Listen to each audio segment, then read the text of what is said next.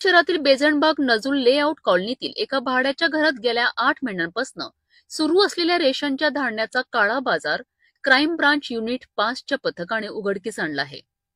गुप्त माहिती मिळाल्यावर पोलीस निरीक्षक संदीप बुआ यांच्या मार्गदर्शनाखाली एपीआय गीते यांच्या पथकाने या ठिकाणावर धाड टाकली आहे।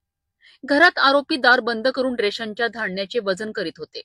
पोलिसांनी या कारवाईत 1326 किलो गहू, 3080 किलो तांदूळ असा सुमारे 1,18,000 रुपयांचा माल जप्त केला आहे। अटक करण्यात आलेल्या आरोपींमध्ये स्वप्नील नारनवरे, त्यांचा मुलगा स्वरूप नारनवरे, शिवेन बागडे आणि इब्राहिम खान यांचा समावेश आहे।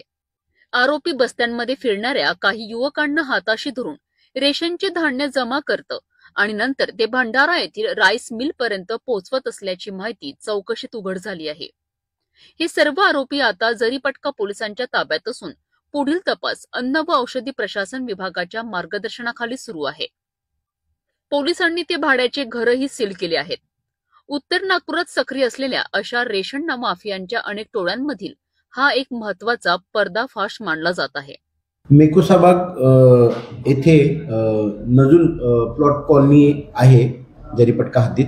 त्या ठिकाणी इसम नामे स्वप्नील उर्फ बबलू अविनाश नारनवरे राहणार लुंबिनी नगर झोपडपट्टी याने रेशनिंगचा गहू व तांदूळ काळाबाजारी करून सदर ठिकाणी जमा करून ठेवला असल्याबाबतची माहिती प्राप्त झालेली होती।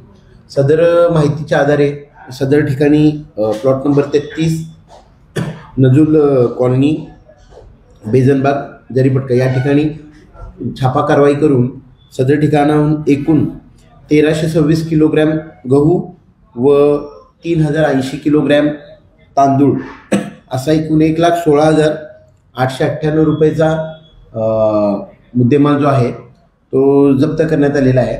सदर प्रकरणात अन्न व पुरवठा अधिकारी यांच्या मार्फत सदर ठिकाणी मिळून आलेला माल जो आहे तो रेशनिंगचाच आहे काय याबाबत अभिप्राय घेऊन पुढील कारवाई